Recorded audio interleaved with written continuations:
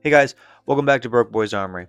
So today, I kind of want to pose a question to you guys, and the question is: Are hammerfire guns dead?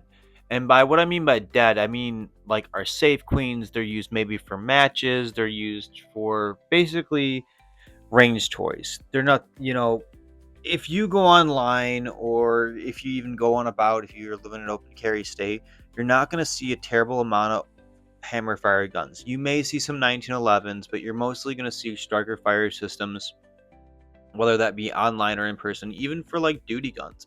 Cops aren't running anything hammer fired right now. What I see cops carrying are Glocks and Smiths and sometimes SIGs. And more recently, not SIGs, but we're not that video's for another time.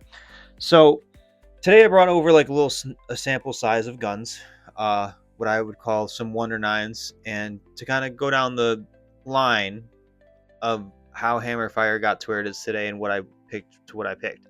So the first was the 1911. You had the capacity was the issue.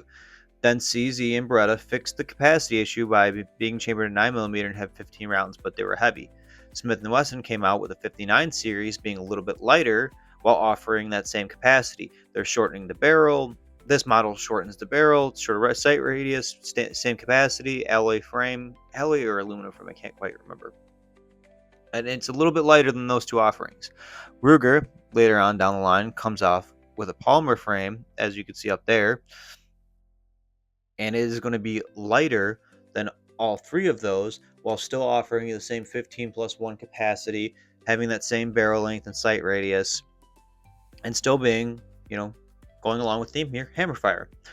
Some Smith & Wessons are double single action. This one I have is a double action, but for the most part, these are all, double single action. And a lot of people like that, like I said, exception for my Smith & Wesson, but there are 59 series that are double single action. But I say all this and bring all this out to kind of show you the evolution of hammerfire guns and what eventually came to be.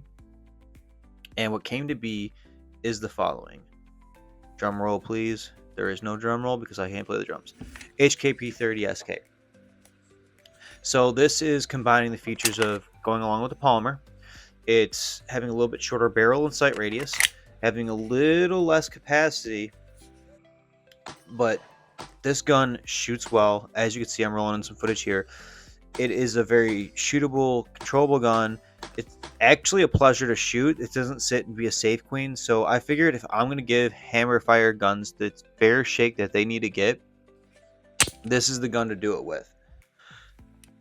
I really enjoy this trigger. You can see it's pretty light on the single action, and the reset isn't like Strike Fire. It isn't like right there, but I don't mind it. But it is something that I'm gonna have to train and get used to, which is why this isn't just getting dumped into the rotation right away. What I'm gonna do is I'm gonna probably carry this thing more so in the winter or fall once I have more rounds through it. I only have about 50 rounds for this gun. Keep in mind, I don't have that many rounds through it, so I don't have the utmost, trust in it. But I do know HK overbuilds their stuff, so I really shouldn't see any issues out of this.